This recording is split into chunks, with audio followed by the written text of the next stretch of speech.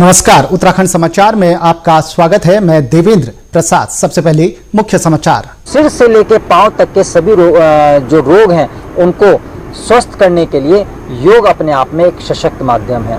Migraine की बात करें, सर्वाइकल की बात करें, अस्थमेटिक पेशेंट की बात करें, डायबिटीज़ की बात करें, ब्लड प्रेशर की बात करें, घुटनों की बात करें, जो भी समस्या है, जो भी बीमारी है, उसको हम योग के द्वारा स्वस्थ कर सकते हैं, योग के द्वारा ठीक कर सकते हैं। हमारे स्ट्रेस रिलीफ पे, इम्यूनिटी भी बढ़ने के बहुत सारे आसन बताए हमने। शलभासन, शशांक आसन, उष्ट्रासन जैसे बहुत सारे आसन किए। ताड़ासन भी बताया जिससे हाइट बढ़ती है।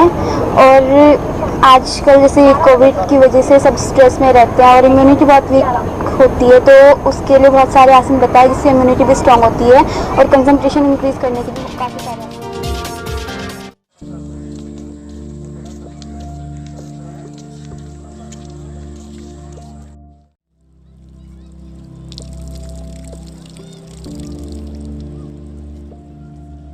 BBC न्यूज़ चैनल के दर्शकों को योगी रजनीश की ओर से सादर नमन। आप सभी का हार्दिक अभिनंदन। आज के इस कार्यक्रम में ओम आरोग्यम योग मंदिर अंतर्राष्ट्रीय योग दिवस के उपलक्ष्य पर आप सभी को हार्दिक शुभकामनाएं देता है। जैसा कि हमने एक परिभाषा दी है योग की कि उत्तम जीवन शैली जीने का नाम योग है। इस परिभाषा में महर्षि पतंजलि ने जिस प्रकार अष्टांग योग हमें दिया, अहिंसा, उसमें 8 अंग योग के दिए, यम, नियम, आसन, प्राणायाम, प्रत्याहार, धारणा, ध्यान और समाधि। महर्षि पतंजलि ने योग की एक परिभाषा दी, योगाश्चित वृत्ति निरोध। योग द्वारा अपनी चित्त की वृत्तियों को एकाग्र करना, स्वस्थ शरीर को बनाए रखने के लिए कि हमारी जोड़, हमारी मांसपेशियां स्वस्थ रहें, मजबूत रहें, तो उसके लिए हमें आसन करने ही पड़ेंगे। तो आसनों का लाभ इस प्रकार से हमें मिल जाता है। साथ ही यदि हम बात करें प्राणायाम की, हम अपने इंद्रियों की, प्राणायाम से हमें शारीरिक लाभ तो मिलते ही मिलते हैं, किंतु यदि हम इससे एक कदम और आगे प्राणायाम के लाभ को समझने का प्रयास करें तो प्राणायाम के अभ्यास से हमारी इंद्रियां हमारे वश में हो जाती हैं। और कोई साधन नहीं है और कोई तरीका नहीं है अपनी इंद्रियों को अपने वश में करने का। आँख, नाक, कान, जीवा और त्वचा, ये इंद्रियों को वश में करना आसान नहीं है, किंतु योग एक ऐसा माध्यम है, सशक्त माध्यम है कि जिसके अभ्यास से आप अपनी इंद्रियों को वश में कर सकते हैं। साथ ही हम बात करें ध्यान की, तो ध्यान से हमारा जो मन की चंचलताएँ हैं, वो विराम लेने लगती हैं। आहार की बात करें और व्यवहार की बात करें तो वो अति आवश्यक है आपके लिए। जब आप योग करते हैं, अभ्यास करते हैं, योग साधना करते हैं, तब स्वतः जब आप उसमें लीन हो जाते हैं, तब आपका व्यवहार स्वतः अच्छा होने लगता है। इसके पश्चात हम आहार की बात करें तो आहार से हम लोग पूछते हैं कि क्या आहार लें, क्या खाएं, क्या पिए। आप यकीन मानिए, आप कुछ मत करिए, आप योग करना शुरू कर दीजिए। आपका व्यवहार कैसा होना चाहिए, आपका आहार कैसा होना चाहिए, ये आपको स्वतः पता चलने लगता है। तो यदि इस अंतर्राष्ट्रीय योग दिवस हम इन छोटी छोटी बातों पर ध्यान देते हैं, अपने जीवन को, अपनी जीवन शैली को बेहतर बनाने के लिए हम कुछ प्रयास करते हैं, कुछ संकल्प लेते हैं, तो हमारे लिए ये एक दिन मनाए जाने वाला अंतर्राष्ट्रीय योग दिवस जो है, वो जिस प्रकार हम एक दिन में केवल एक वृक्ष के लिए बीज रोपते हैं और हम कुछ समय बाद देखते हैं कि वो पौधा बन जाता है, कितने सारे उस पर पत्ते आ जाते हैं, फिर एक वो वृक्ष बन जाता है, फिर एक वो वृहद वृक्ष बन जाता है।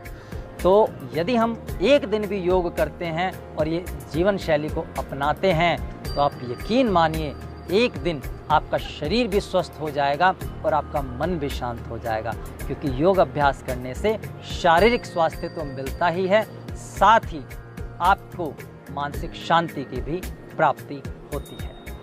आइए आगे की ओर चलाएं। स्कंद चालन 1 2 3 4 5, दोनों को एक साथ आगे 1 2 3 4 5 अपनी कमर गर्दन को सीधा रखते हुए घुटनों को अधिक से अधिक ऊपर नीचे चलाने का निरंतर प्रयास करें। सहजता आपके भीतर उत्पन्न होगी। धीरे धीरे श्वास छोड़ते हुए नीचे की ओर जाएं। कमर को आगे झुकाएं, गर्दन ऊपर ऊपर आकाश की तरफ देखें। दाएं हाथ की पहली और दूसरी उंगली अपने मस्तक पर रखते हुए अंगूठे से दाएं नासिका को बंद कर बाएं नासिका से श्वास लें और दाएं नासिका से श्वास को छोड़ें। इस प्रकार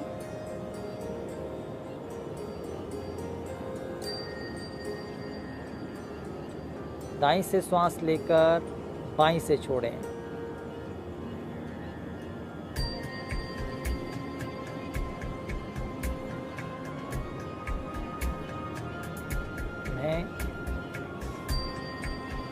इस क्रम को निरंतर चलाते रहें। बाएं से श्वास ले, दाएं से छोड़ें, दाएं से लेकर बाएं से।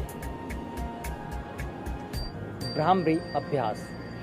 दोनों अंगूठों से कानों को बंद करें, उंगलियां सिर के ऊपर रखें, हाथों को खोलें, कंधे खुले हों, छाती का विस्तार करते हुए नासिका से श्वास लें। 3 बार हम इसका अभ्यास करेंगे। नासिका से श्वास लें और आवाज करते हुए श्वास को छोड़ें।